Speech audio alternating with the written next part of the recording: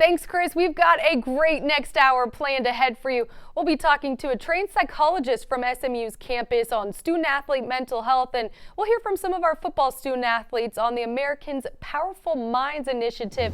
And it's never too early to talk college football bowl season. We'll talk college football playoff first. We've got plenty more for you here on American Football Media Day next.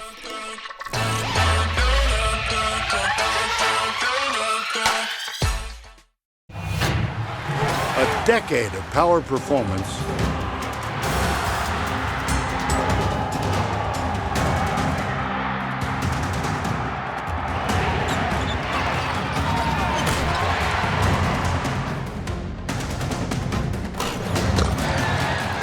and a vision for a powerful future.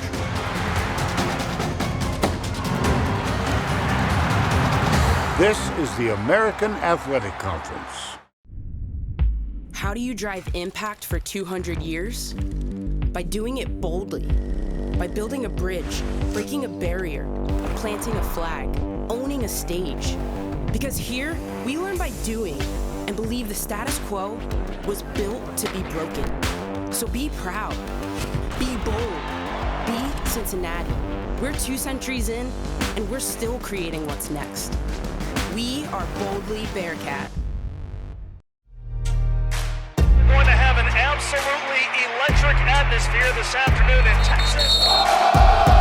Sellout crowd of more than 72,000. For many college football fans, today's game between Cincinnati and Alabama is David versus Goliath. But Bearcat fans know better. How excited are they to be here? And they have earned it.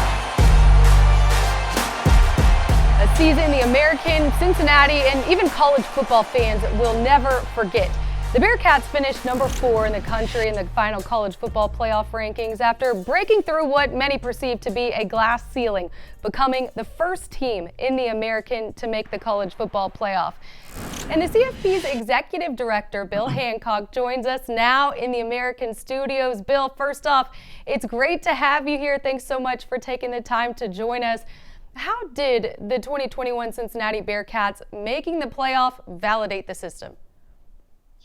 Well, first of all, Morgan, thank you and the commissioner for letting me do this. These media days are always a lot of fun, and I hope we can all be together again next summer. As to Cincinnati, Cincinnati earned it. They deserved it. We've always said, play a good schedule, win your games, and you're going to be in the hunt for the CFP. And Cincinnati did that. We all remember how close Houston came a few years ago, and Cincinnati just absolutely earned what they got. With the college football playoff now heading into year 9, how would you say the growth and popularity of the sport has continued to grow because of the CFP? The sport is growing, and CFP can't take all the credit for that, for sure. But I think we can take some of the credit. Now we have a tournament at the end of the season. We're very, very pleased with the growth of CFP after these first 8 years. We're bringing new fans to the game. We now have an iconic event at the end of the season to decide the champion that we never really had before. So we couldn't be happier with the first 8 years of CFP, and we're looking forward to the future. Speaking of the future, after a number of meetings this past year, the college football playoff essentially is locked in at just 4 teams after looking at making some changes. But as you look to 2026 and the new potential models, what is the single biggest consideration as you're looking at building a new system and new format? Hey, that was a good segue by me to get us into the future, Morgan. You're welcome. Thank you, Bill. Yes, you deserve all the credit on that one. Yeah, you're welcome. You're welcome. You know, it might be helpful just to look at the history, look at a little bit of what happened. The commissioners appointed a working group to look at a potential change in the format back in 2012. And actually, that was at the instigation of our board of university presidents. And then the pandemic hit and everything kind of ground to a halt. But early in the summer of 2021, as you know, the working group presented a proposal that was to be considered by all the conferences on campus. Every president, every AD, every coach, and student athletes were to look at the proposal. And of course, the proposal was for a 12-team tournament. And the commissioners came back together, and over a couple of months of discussion, wound up in February saying some of them were just not ready to have a new format. And our board, university presidents, said, okay, we get that. And they paused. And so the discussion about the future is now on pause. It will, before too long, begin again. It will need to begin again because we do have 4 more years on this agreement. But we don't know what format we'll have starting in 2026. I'm confident that our leaders will do the right thing. The conferences that weren't ready to move forward, some of the discussion was about automatic qualification for certain conferences. Some was about the involvement of the bowl games, and some was about is this the right time? Shouldn't we take a deep breath and come back and wait till some other matters get settled out? And then some other was about student athletes. What about their time demands? What about their health and safety? And I'm confident that all that will be able to be worked out and that we will have a new format in time for that 2026 season. We're certainly in a changing landscape right now within college athletics with realignment and everything else that's going on. How do you anticipate, though, the CFP's potential to play a larger role in the governance of college football? One thing is clear, and it's that our conferences, the FBS conferences, would like to have more autonomy, more say in how they're managed. And I think that only makes sense. The ones who are actually in the trenches working at our level should be controlling how their football is operated. And this could be everywhere from playing rules to eligibility rules. I don't know how that will come about. It's early in the conversation. I don't know whether CFP is the vehicle for that or possibly just through the NCAA. Maybe the NCAA could create another division that would just be our football group. But I know one thing. I know it's time for our group, the FBS conferences and schools, to have more say about how they're administered. Bill, thank you so much for taking the time to join us. We know things are changing day to day and certainly excited to see here what the future holds with the CFP. Thanks for all that you do. Hey, great. Thank you, Morgan. Take care. Bowl Talk continues. Stay with us on American Football Media Day. The executive director of bowl season, Nick Carparelli, joins us next.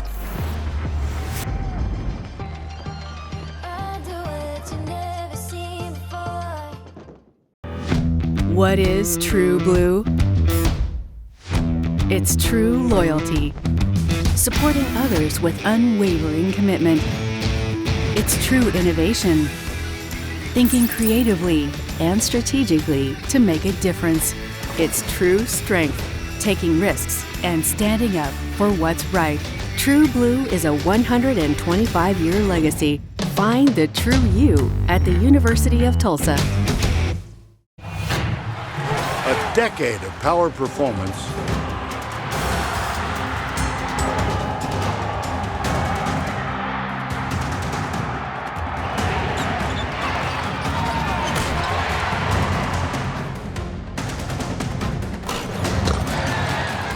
and a vision for a powerful future.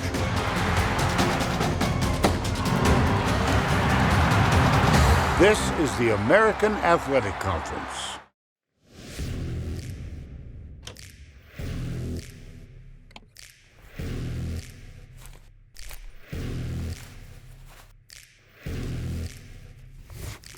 In this house, we wear red. Game day. Any day. Cougar Red isn't just what you wear. It's who you are. The University of Houston. Powerhouse. Trajectory. At UCF, it's science we know well. But there's more to it than physics. It's life. Your path is affected by actions and forces that can change the trajectory of your life. By uniting world-class faculty, cutting-edge research, and access to opportunity, UCF changes trajectories like no other university. Ready to change yours? Welcome to the Union Home Mortgage Gasparilla Bowl. Welcome to the Ticket Smarter Birmingham Bowl. Turn it on, baby. It's the Myrtle Beach Bowl on the grand stretch. The pass is caught. He walks in for the touchdown. Keeps his feet out of a tackle, and it's a race now. Has the receiver open. Touchdown, Herslow. Quite a night for the Knights. It's a ball win here tonight for Tulsa. What a season for Dana Holgerson in 2021. 12-2 are the Cougars' final record.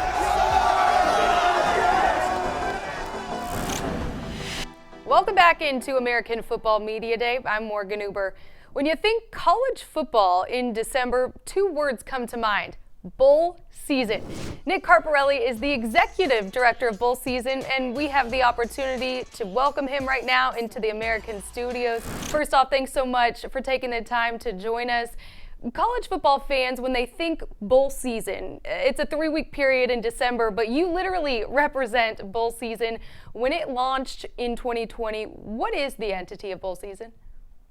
That's a great question. I think the obvious answer is, just as you stated, it's a 3-week time of year in December that American sports fans look forward to every year. But you peel back the layers, we created a brand new sports entity. It's kind of odd to say that because bowl games have been around for 100 years.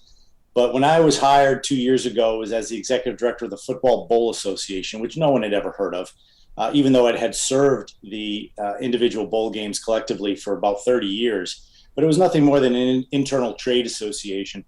When we created bowl season, it was to be a more public-facing sports brand that helps unite all 44 bowl games under one umbrella. You think of March Madness in basketball. Obviously, college basketball and college football are very different, but college football has bowl season at the end of the year. And like we said, it's that 3-week time of year that people look forward to every year. And it's been an exciting project, and really excited about where we're heading.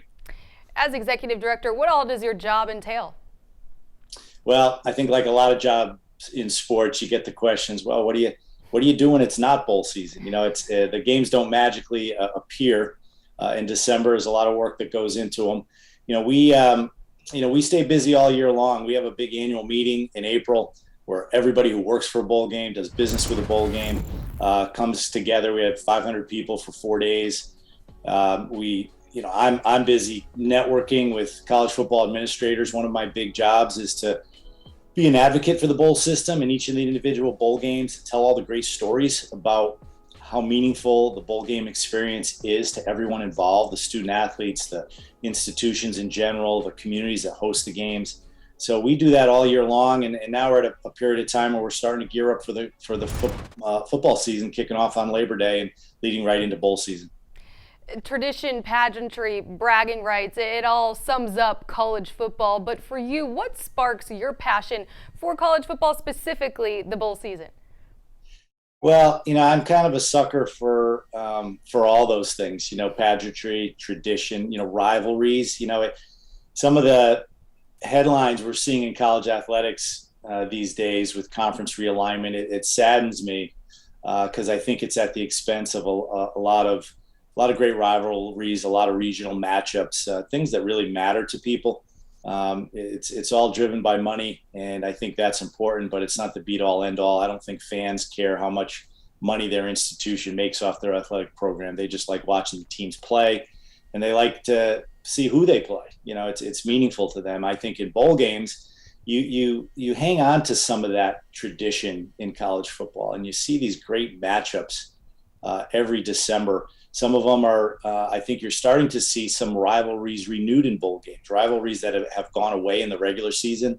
I think the bowl organizers and the conferences are making a conscious effort to maybe match up those rivals in a bowl game when they used to be in a regular season. At the same time, you see some really unique matchups. Bowl games are events where two teams who have had a successful season play one additional game against an opponent they wouldn't normally schedule, in a location they wouldn't normally go, and it gets their fan base an opportunity to experience a part of the country and a specific community that they wouldn't normally go to. So it's a great time of year. We call bowl season the celebration of college football, and we think that's the perfect description. On the flip side of that, there's also the rising rate of opt-outs and transfer portal chaos over the past couple of years. Why, though, is bowl season still essential and important, really, to the landscape of college football? Well, there's a lot of ways that coaches and football programs look at bowl season. For a lot of them, it's a reward for a successful season. For some of them, it's also a launching point for the following season, where you get to see some younger guys play, and it sets the tone for the offseason. If you go to a bowl game and you win the bowl game, things are different in that offseason. You have a little extra hop in your step in the weight room and in spring practice, and there's a lot more energy heading into the following season. For us, we're very proud that bowl games can give seniors one last chance to play the game of football with their friends. You mentioned the opt-outs. Well, we focus on the opt-ins. There's, over 95% of college football players are not going to play in the NFL. So for the majority of them, it's their last football game they'll ever play. That's something they've been doing since maybe they were 5 years old, and then they have to go on with the rest of their life. And I think that's why the bowl game experience creates such great, long-lasting memories for these guys that they'll never forget. Logistically, when the regular season ends, conference championship games are played. What then is the process for bowl selections and matchups? It's a good question. It's really an ongoing process. Once you get into November, especially middle of November, the conferences and the bowl games who have partnerships with one another start conversations. They look at the standings. They figure out, they probably narrow it down to a handful of teams that may make sense for their game.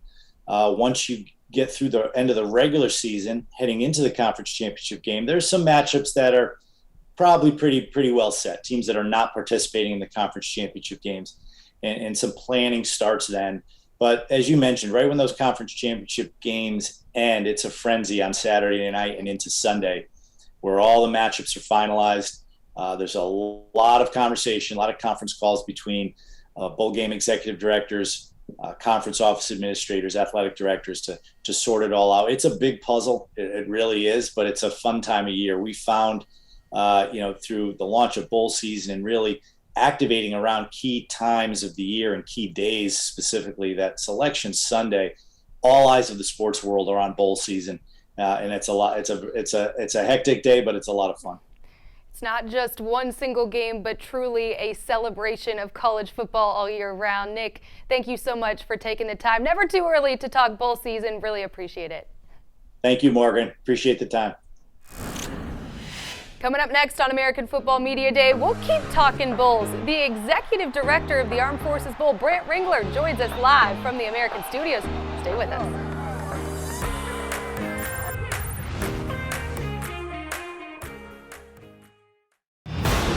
Here, I test my limits. Here, I find my purpose. Here, I attend a top-ranked school and am taught by the best. Here, I am part of something bigger than myself. Here, at the United States Naval Academy, we wear the Navy blue and gold.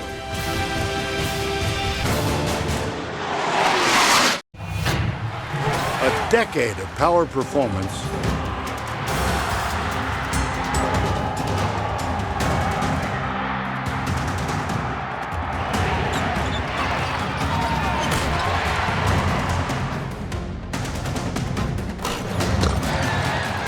and a vision for a powerful future.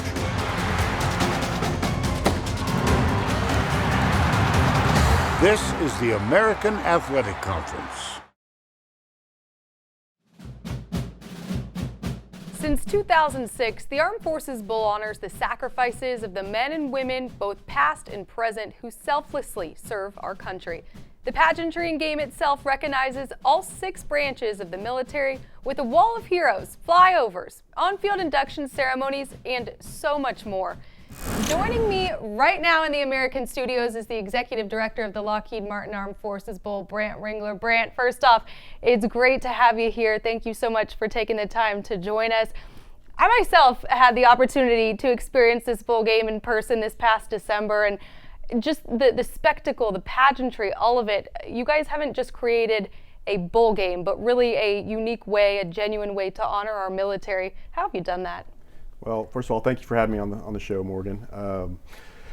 It really comes down to it comes down to our team that we have in the office, our executive council, our volunteers of over 400, phenomenal title sponsor in Lockheed Martin that's with us for 12 years. And you said the word genuine.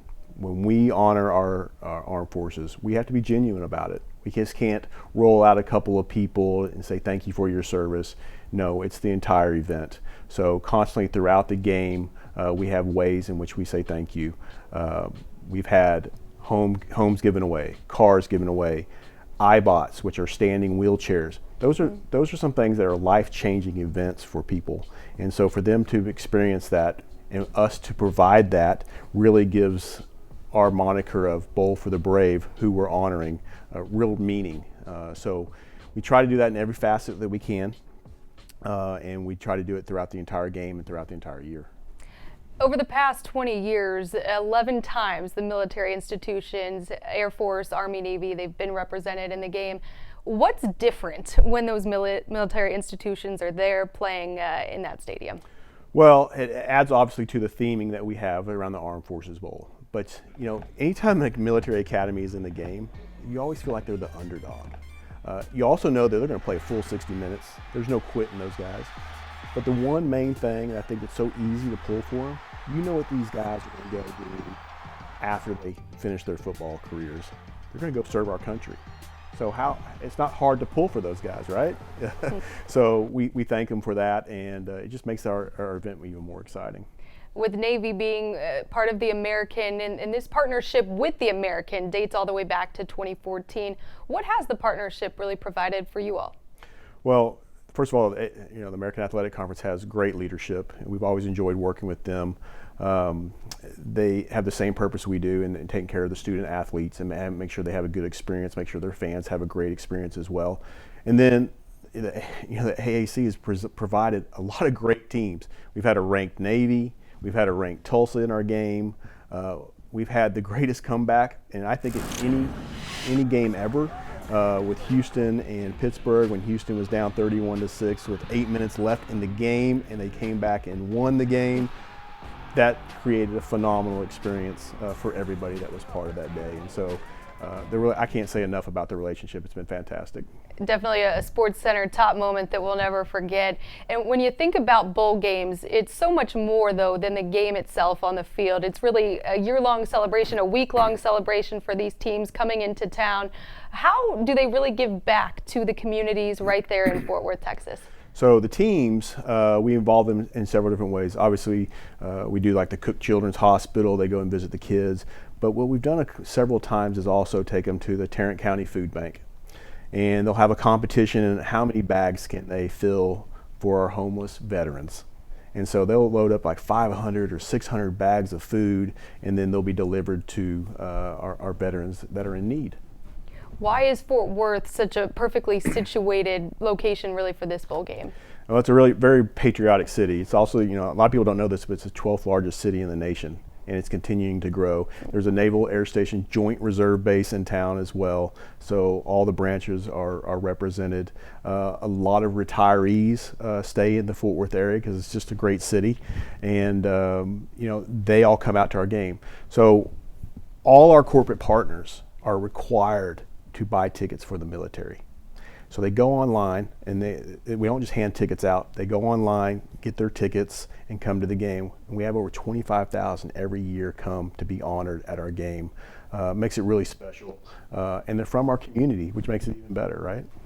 When you think of all of the other pageantry that's going on around the fanfare, what to you stands out most in the different fan fests, the different experiences that this game has? Yeah, so our fan fest is called the Tailgate Outpost, to go with our theming. But within the Tailgate Outpost is a special area called the Veterans Village. We have over 40 nonprofits there to help veterans. They're all veteran organizations. So when veterans come to our game, we don't know if they have some type of issue or what they need to connect with. And so if they connect with any of these organizations, we've done our job, and we've provided them a resource to help them with their lives. So we always feel that's very special. A big anniversary you all will be celebrating this year, 20 years. What's new? What's next? What can fans expect here on December 22nd this year? Well, I wish I could tell you everything that the fans could expect, but we haven't announced them all. But we got a lot of good stuff. You know, we're going to continue to do our Great American Patriot Award. We got someone that we think is going to be phenomenal. It's never been done before. We also are going to continue certain things. We're going to continue honoring our Purple Heart recipients. We'll have over 100 Purple Heart recipients. We also have some really big names that have done a lot of stuff and a lot of good stuff for our military that we're going to bring out and have them honored as well and be a part of our day overall. And then at the end of the day, the winning team will go home with the Armed Forces trophy. And what's really special about our trophy, there's no other trophy like it in the world, is that we actually have parts from every branch of service that are melted down into it. So when that team takes that trophy home, they're actually taking a little bit of the Armed Forces with them. So it's very special. Definitely would love to see that trophy up close and in person. Brant, thank you so much for taking the time to join us, driving over from Fort Worth to our studios here in Las Colinas. We appreciate everything that you do for the Armed Forces Bowl and for our military. Well, thank you, Morgan. I appreciate you. Thank you. Coming up next, we'll have much more here for you on American Football Media Day. Be sure to keep it locked in right here on ESPN+.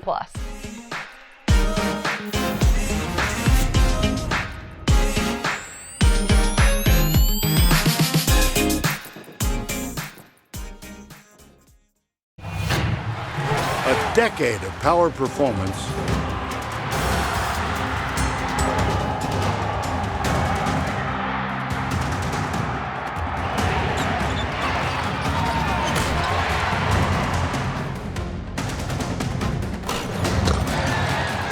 and a vision for a powerful future.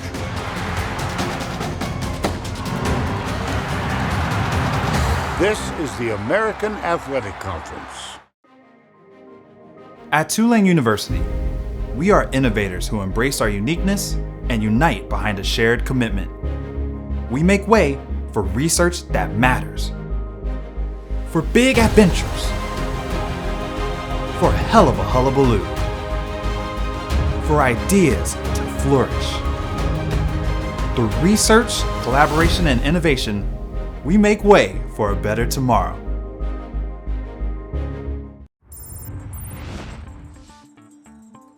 Welcome back into American Football Media Day. Tulane Director of Athletics Troy Dannen has been a very significant influence in the world of college athletics, serving in many leadership positions.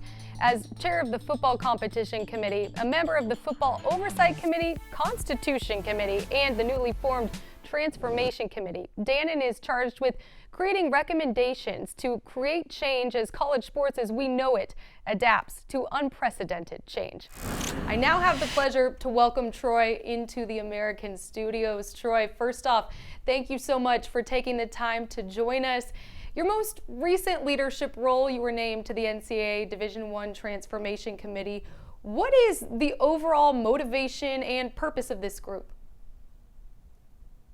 Well, I think it really began after the Alston decision last summer in the Supreme Court, which took some of the legal precedent for how the NCAA operated off the table and identified a lot of areas where we were in violation of antitrust law. And so it led to the formation of the Constitution Committee, which all three divisions together basically restructured and reorganized the fundamental philosophies of the NCAA. You know, there wasn't a lot of consternation with it because most everything was, as I said, philosophical in nature. And I think the most significant part of the Constitution Committee was charging each division with then reorganizing itself to make sure, one, we were in compliance with the antitrust laws as was defined where we out of compliance by the Supreme Court, but also to try to set a governance and organizational structure that would carry the NCAA forward for the next umpteen years. You know, this is really the first time in the last 30 to 35 years that such a task has been undertaken. So really it has a legal decision in its background, but it's long overdue. In a year where college athletics has experienced major changes, you mentioned the Alston case ruling and name, image, and likeness, the transfer portal. What is your evaluation of the current state of college athletics right now? Well, honestly, I think we spent maybe the better part of 30 years piling things into the corner. And ultimately, I think, personally, I don't know that we were responsive enough or proactive enough, and that's all of our collective faults. And all of a sudden, that pile of things got so high that all of a sudden it's come tumbling down. And so there are a lot of things that I think in best practice you would have seen things addressed over time, whereas maybe we didn't, and now we have a whole lot of things facing us at one time. Add in a couple of things. One, I think the last 5 years, and I've been at Tulane for 6.5, and so maybe the last 6.5 years, it's a different job as an athletic director today. The mental health focus of student athletes, the George Floyd decision, and really I think the subsequent empowerment of the student athlete voice isn't something that I know when I interviewed, there were no questions about what's the role of the student athlete voice. Today, everything we're talking about, both at the Constitution and the Transformation Committee level, was about how do we elevate and empower the role and the voice of the student athlete. So it is a totally different world in which we're living today, a world that's changing pretty quickly, and in a world where I think all things come down to money, and now we're at a place where we see coaches making $10 million a year. We see athletic departments, routinely over $100 million a year in total spend, and as the money increased and maybe didn't find its way to increasing what we could do for the student athlete experience. I think all those things kind of came to a head, revealed in the Supreme Court decision, and now we're scrambling. Of all of the conversations and topics that have been addressed in the last year with the Transformation Committee, where have you all made the most progress? Well, depending upon who you ask, we've made no progress. I think the important thing with the Transformation Committee was we maybe worked backwards, and that was starting with the things that were legal liabilities in our rules. We have a 400-page rule book, and if you go back to the formation of the NCAA, it was brought on. It was created for three main reasons. One, health and safety for the student athletes. Two, playing rules, and three, championships. But the rule book we have is not as big as it is because of those three areas. The rule book is 400 pages because we also try to regulate cost containment measures at the NCAA. We, meaning the schools, have asked the NCAA to do that. We also regulate areas of maybe competitive equity that frankly cannot and should not be regulated. As much as you want a homogeneity, we are not a homogeneous group of institutions, but whether geographically or fundamentally in our student composition, size, investment, however you want to say it. So we've really spent, I think, the last or the first 6 months of the Transformation Committee work looking at how do we deregulate or re-regulate or really assess what we do and make sure that the things we do are, one, core to the purpose of the organization, core to the need of the institutions, but also are legally grounded and founded, and we don't need to be in court every day. And the NCAA has spent much of the last few years in court. The next piece that and I think everybody's waiting for is, how do you govern in Division I this group with budgets as small as $8 million and as high as $260 million. Some that play football, some that don't play football, some that play a level of FCS football. How do you govern that group of people together toward the same outcome? As we head into the next phase of this, I think you'll see the governance, you'll see the things that may aggrieve people a little bit more, because there'll be more dramatic changes than we've seen in the past. One of the main topics this group is looking to regulate: name, image, and likeness. What is the single biggest concern regarding NIL right now? Well, I think if you ask everyone, they'll tell you the incentivizing the recruiting. I don't think anybody that I've talked to has any issue with name, image, likeness opportunities for student athletes that are on our rosters, but using those as faux deals to get kids to commit and to sign, that was always the problem as NIL was discussed, starting, even pre-pandemic. how do you control pre-enrollment and control it from being an inducement? And I think as we've seen that it's almost impossible to control without congressional intervention. And I am not one who believes congressional intervention is even an option at this point in time. So we're going to have to adapt and adjust to that part. We have something that we're in name, image, and likeness that we're really in the first full year of understanding. I don't think the market has settled just yet. It's presenting challenges that none of us have ever had to deal with. But you also have to understand one thing about higher ed. That as a general rule, this is a massive enterprise, and much like a ship, a massive enterprise is hard to turn. So it's going to take some time to settle.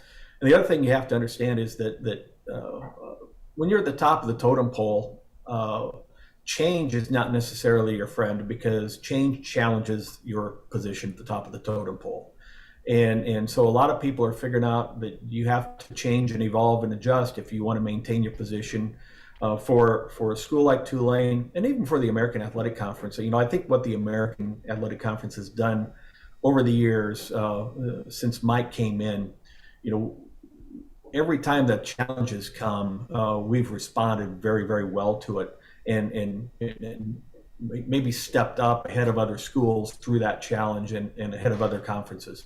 This is just another challenge, and you can either complain about it, or you can figure out a way to adjust, adapt, and use it to propel yourself forward. And I think that's already what I see the schools in our league doing, and that's what I see our conference as a whole doing. Troy, thank you so much for taking the time in your summer months to spend some time with us and educate us about all the great things that you're doing, the Transformation Committee is doing for college athletics. Really appreciate it. Morgan, I appreciate it. Good times are ahead, great times are ahead for the American Athletic Conference. I think we're in a little bit of a sweet spot, and while a lot of the world is changing around us, I think we've uniquely positioned ourselves to take advantage of that. So appreciate the time today and look forward to the year ahead. We'll have much more for you coming up from American Football Media Day from Las Colinas, Texas. We'll hear from some of our football student athletes about some of the things that they're doing off the field. Stay with us.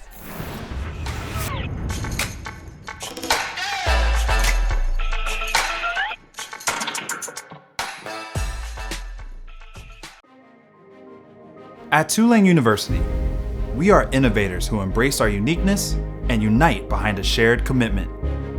We make way for research that matters, for big adventures, for a hell of a hullabaloo, for ideas to flourish. Through research, collaboration, and innovation, we make way for a better tomorrow. A decade of power performance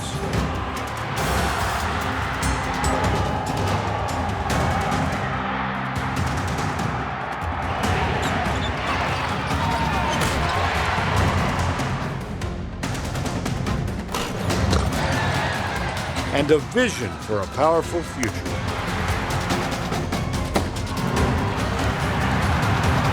This is the American Athletic Conference.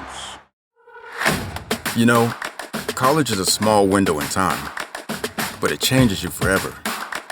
There's research and discovery, creativity and boldness, friendships and purpose. This is your Me Plus Memphis journey, where you find your voice and passion. It's both freeing and defining. The University of Memphis is the bridge to who you become. So follow your heart. Follow the roar. This is the fact that you are all, and we are all, beacons of light. Light warriors. Don't allow anything or anyone to ever squelch it, diminish it, or try to push it in some corner. It's too big. You are too big and too grand. Can anybody hear me?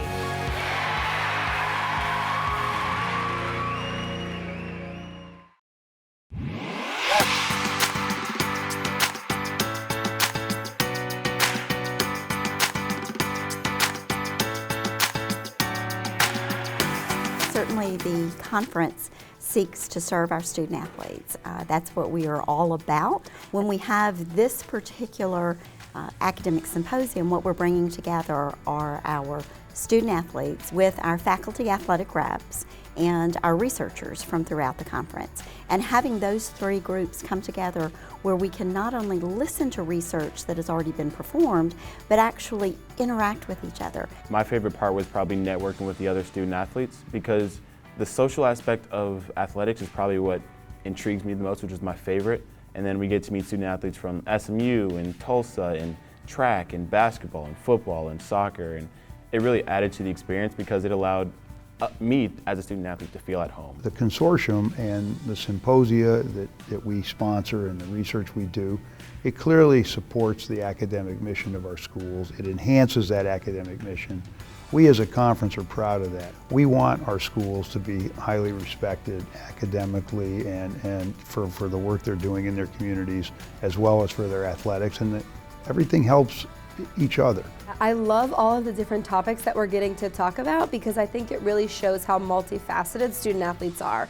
I love how diverse the representation of programmings are, how many different student athletes are here. I think this is just a really great space to share experiences. I've written down the stuff. I'm like, oh my gosh, I have to take this back to my university.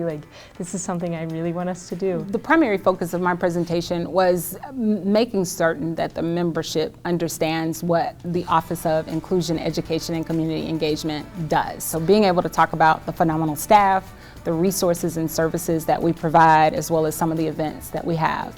I think it's also critically important for faculty athletic reps and academics and student athletes and compliance to be in the same room, not just for the networking and the information sharing, but there's a camaraderie there. There is an understanding that what our students are going through, we all understand it, that there are resources and services and people who are there to support our students. And just having the students in the room, their energy is magical, and it helps us to remember why we do this work. They're in the room absorbing the information, sharing their experiences, so they're teaching us as much as we are sharing with them. And so that's why I think symposiums like these are critical for all of college athletics.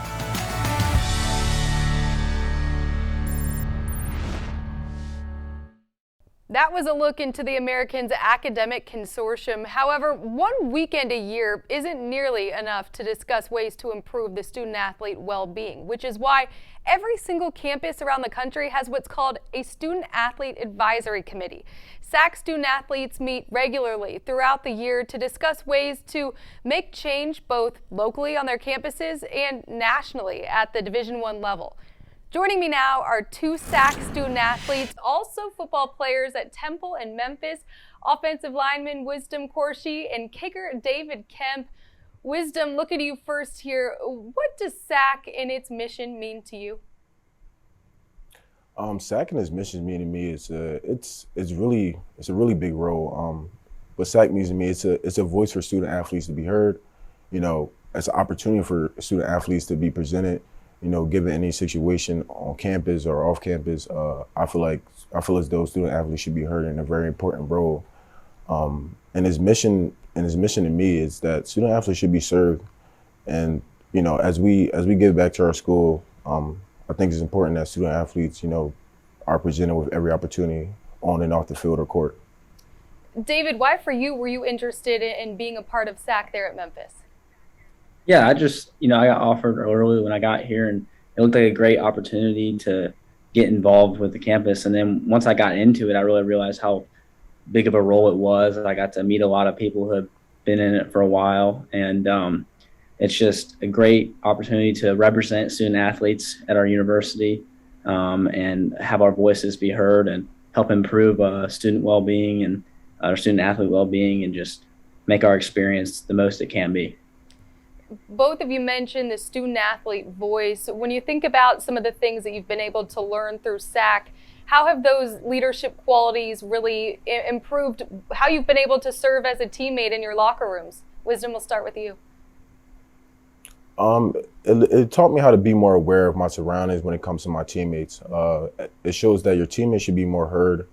Also, it allows me to be understanding and take my communication level to my communication game to the next level when it comes to, you know, being a teammate and trying to hear my teammates the best I can. David, what about for you there at Memphis?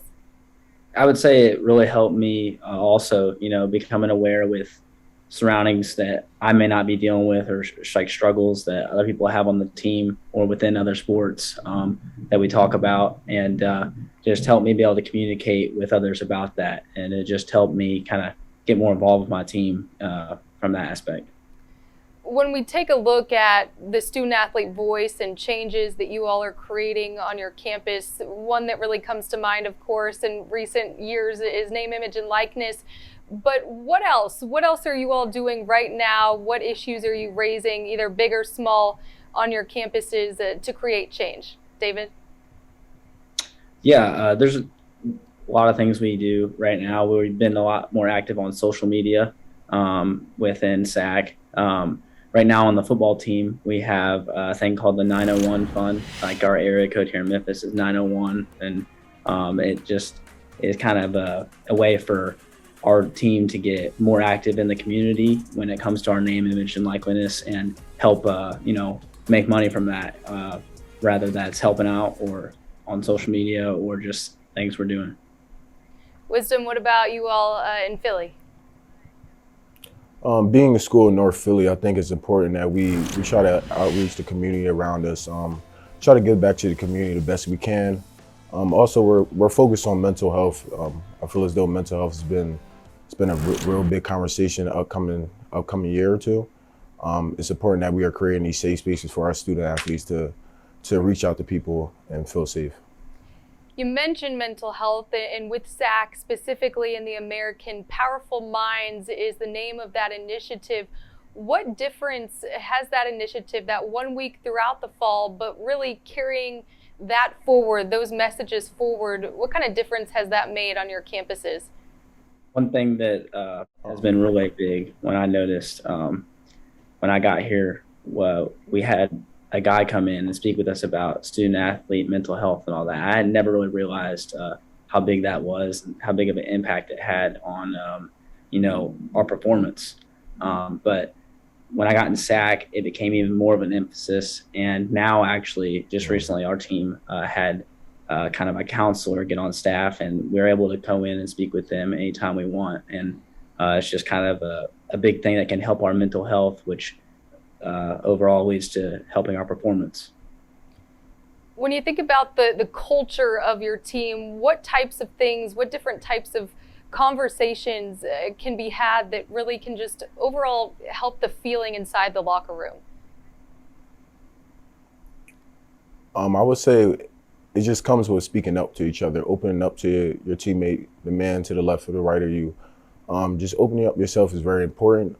I don't think it's a good idea to, you know, keep yourself closed off, because, you know, us student athletes, we're all going through the same thing. I think it's important that we share the same emotions, we share what we're going through with each other, because it allows us not to only get through what we're going through, but to know that others around us are going through probably the same situation as us.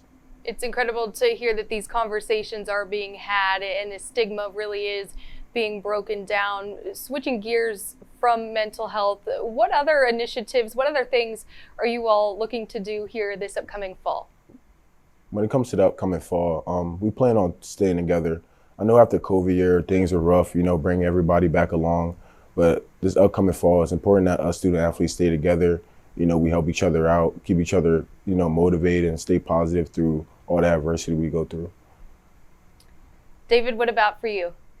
No doubt, I agree with that, and you know that has a lot to do with mental health, staying together, and being supportive for each other. And I think another aspect we're really wanting to hit is getting more involved in the community, and rather that's, you know, events we go to or things we start up, you know. But I think another thing we really want to get involved in is also more NIL opportunities for our students here at Memphis, our student athletes here at Memphis. I think that there's a lot more to be explored with that.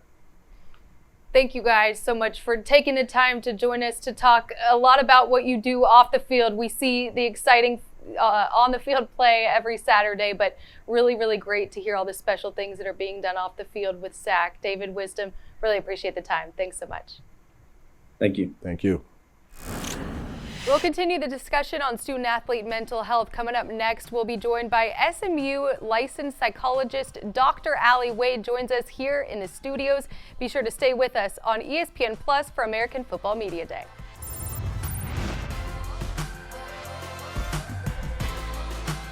An SMU soft passing wizard, Don Meredith, connects for 47 yards. You guys want some close-ups? We break barriers. See y'all in the Cotton Bowl, and we are #1. We build empires. It's the grand design of Trammell Crow. Bumble's founder, Whitney Wolfe Herd, is her name. We host world changers. Welcomes Dr. Martin Luther King. All 5 living U.S. presidents. We ignite futures. Miss Jane Mansfield. Payne Stewart. It's Brian Baumgartner. There's Kathy Bates. What will you do?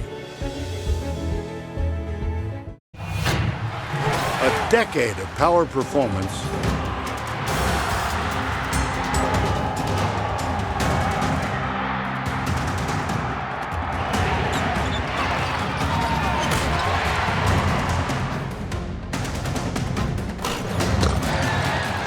and a vision for a powerful future.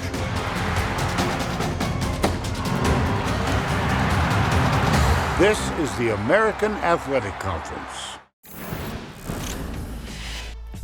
Welcome back into American Football Media Day. Just 15 miles southeast of the American headquarters here is SMU, and you're taking a look at the Boulevard. SMU is one university around the country that's been dedicating more resources to focus on student-athlete mental health, and one of the main additions that the Mustangs made is adding a director of mental health services, Dr. Allie Wade. She joins us here right now in the American studios. First off, Dr. Wade, thank you for joining us. Thank you for all that you do. What exactly is it that your job entails? Sure. So it's myself and one other clinician on staff, and one of the main focuses of our role is to provide individual therapy services to our student athletes on campus. Another big component of our role is to provide consultative services to our sports medicine staff, so that's our athletic trainers and our physicians, as well as coaching staff, administrative staff, and academic staff. And then the third component of our role is to provide education and outreach to those same groups. So our student athletes, our coaches on campus, administrators, and academic staffs. When you think about the past several years with COVID and the pressures of name, image, and likeness now that that's added, how has that really impacted your role in your student athletes? So the short answer would be that the demand for our services, and specifically those kind of individual therapy services, has really, really increased. Just to back up a little bit, I mean, even prior to COVID, the numbers would show that 1 out of every 3 or 4 students on campus, including our athletes, would struggle with some form of mental health concern. Fast forward to the pandemic, I mean, there's studies that show as much of a doubling of rates of anxiety and depression. So you can imagine what that's done with just that many more people struggling. We're seeing a higher demand. At SMU, interestingly enough, in those very, very early months of the pandemic, so March, April, May of 2020, things actually got a little bit quiet, and I think that was honestly more of just the shock of what was setting in for everybody, seasons being ended, people going home. But then sure enough, as time went on, to end of summer, fall of 2020, we really started seeing a lot more people coming in, and honestly have seen just numbers continue to increase. You mentioned name, image, likeness. The one thing I'll say there, do not get me wrong, I think the ability to make a supplemental income is so important for our athletes and can alleviate a lot of financial stressors. And with that said, I think we have to be careful to not assume that, just because they're making a lot of money now or have the potential to, that means things are rainbows and butterflies. You mentioned the pressure. There's a lot of pressure there. It's kind of like having to run your own business, right? While also being, a student athlete with academic and athletic demands. The landscape is changing. You've been at SMU for 7 years. In what ways have you really seen athletic departments dedicate more resources and step up to improve student athlete mental health, specifically here in Dallas? Yeah, so here at SMU, we were so fortunate it was just me here for 6 years, and last year we added my colleague Alicia Money, so that was huge for us.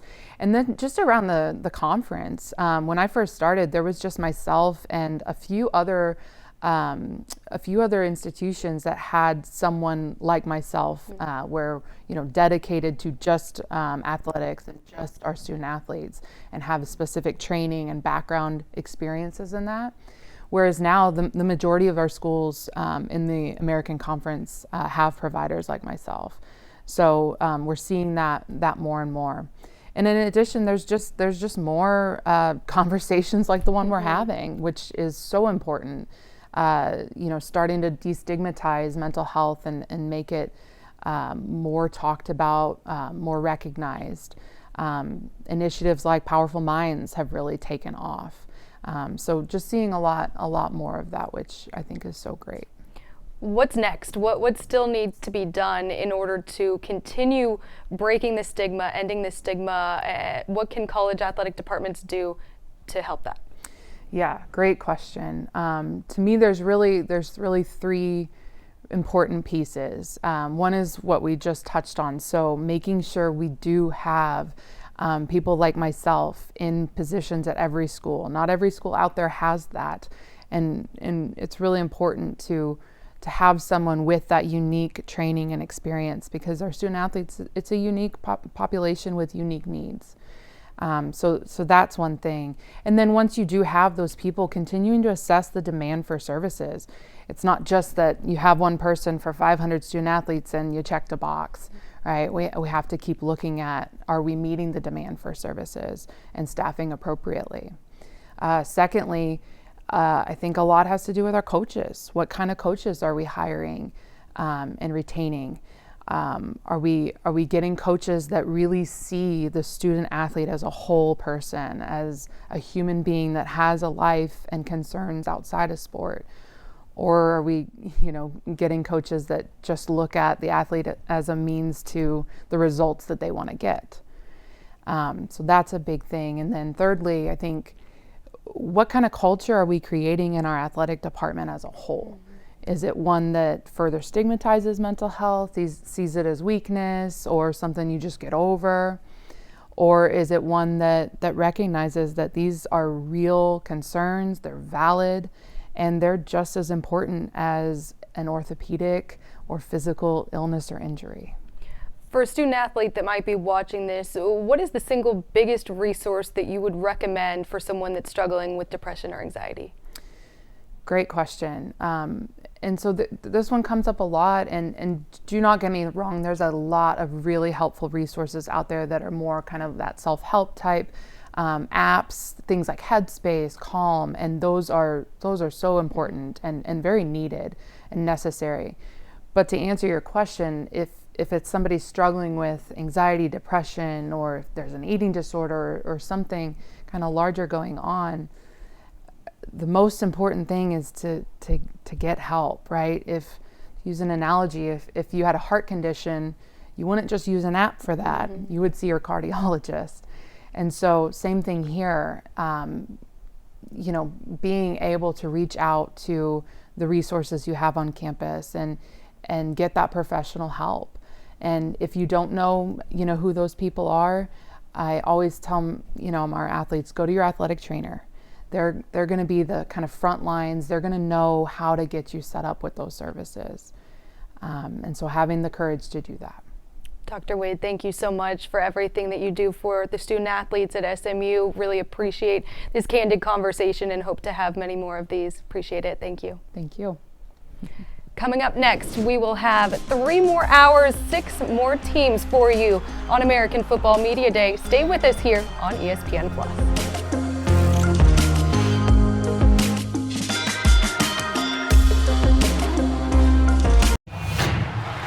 A decade of power performance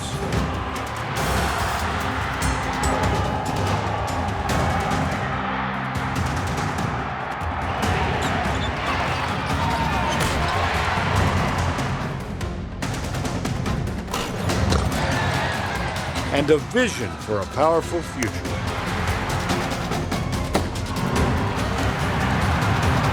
This is the American Athletic Conference.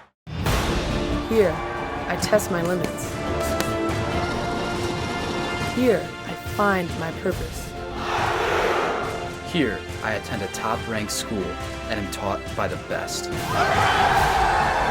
Here, I am part of something bigger than myself. Here, at the United States Naval Academy, we wear the Navy blue and gold.